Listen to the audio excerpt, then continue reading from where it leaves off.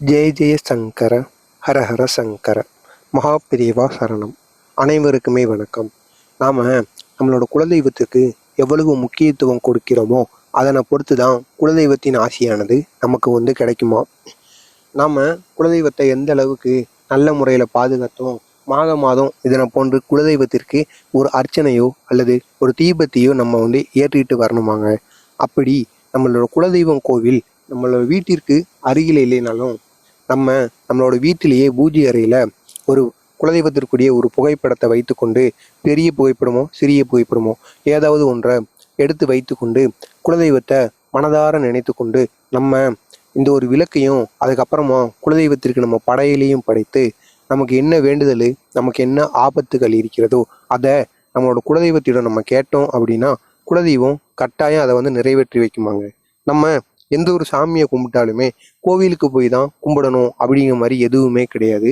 நம்மளோட முழு மனதுடன், முக்கியமாக எந்த சாமியை நீங்கள் கும்பிடுறீங்களோ அவங்கள நம்பிக்கையுடன் நினைத்து கொண்டு நம்ம இதனை போன்று பரிகாரங்களை வீட்டில் வச்சே பண்ணிட்டு வந்தாலும் அவங்களோட ஆசையானது நமக்கு கட்டாயம் கிடைக்குமாங்க.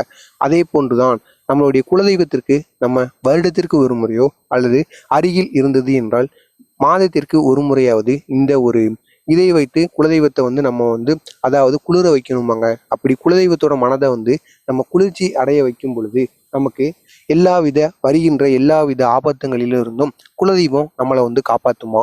அப்படி நம்ம என்ன பண்ணணும் அப்படின்னு பார்க்கறதுக்கு முன்னாடி நமது காஞ்சி மகான் மகாபெரிவா சேனலுக்கு நீங்கள் புதிய பார்வையாளராக இருந்தீங்கன்னா மறக்காமல் நம்ம சேனலை சப்ஸ்கிரைப் பண்ணி வைத்துக் கொள்ளுங்கள். இந்த வீடியோவின் மூலம் உங்களது தலையெழுத்தோ அல்லது உங்களது வாழ்க்கையோ மாறுவதற்கு அதிகப்படியான மாற்றங்களானது இருக்கிறது. அதாவது நம்ம குலதெய்வத்தை ஏற்கனவே நம்ம என்ன செய்வோம், எலுமிச்சம்பழத்தை மாலையாக தான் போடுவோம். இருந்தாலும் நம்ம குலதெய்வத்திற்கு பால் அபிஷேகம் போன்ற மாதிரி அபிஷேகங்களை பண்ணுவாங்க.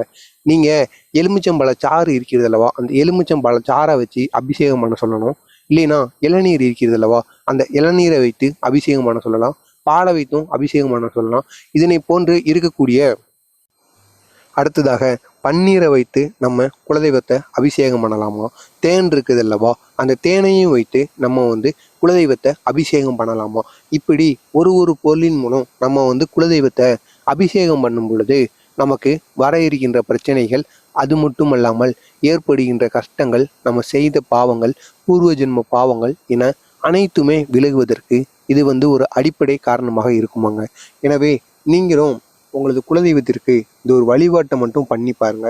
இந்த சில பொருட்களால் அவங்களுக்கு நம்ம அபிஷேகம் பண்ணுறதுனால நமக்கு இங்கே பெரிய அளவிற்கு நன்மைகளானது சேருமாம். இது காஞ்சி மகான் மகாபெரிவா அவர்கள் அவரது பக்தரிடம் கூறிய ஒரு எளிய வழிமுறை. எனவே இதை நீங்கள் தவறாமல் செய்து பாருங்கள். இதனுடைய பலனானது உங்களுக்கு அதிகப்படியான இருக்கும். எனவே குலதெய்வம் கோவிலுக்கு செல்பவர்கள் இந்த ஒரு வழிபாட்டை செய்ய மறந்து விடாதீர்கள். இதனால் மிகப்பெரிய அளவிற்கு உங்களுக்கு நன்மையானது வருவதற்கு அதிகப்படியான வாய்ப்புகள் இருக்கிறது. நன்றி, வணக்கம்.